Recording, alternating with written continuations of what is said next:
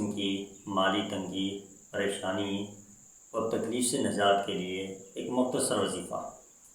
عشاء کی نماز کے بعد 2 رکعت اگر ممکن ہو سکے تو تہجد کے وقت 2 رکعت نفل، اس نیت سے کہ میں اپنے رب کو راضی کر کے اپنے مقصد کو حاصل کروں گا۔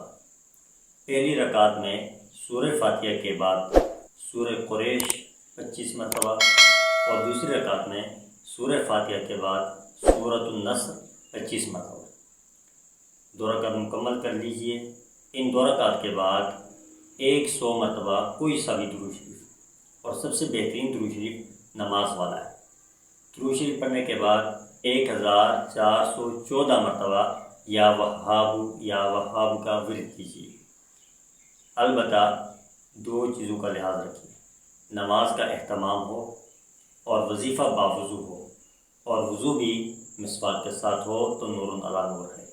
نمازوں کا اہتمام کیجیے، اس کے بعد یہ وظیفہ کیجیے اور مستقل کیجیے۔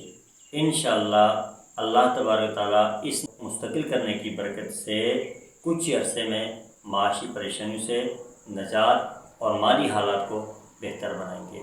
بہت سارے اکابرین کا آزمودہ، مسند اور مجرب کتابوں میں موجود یہ وظیفہ ہے جو میں نے آپ کے سامنے رکھا ہے۔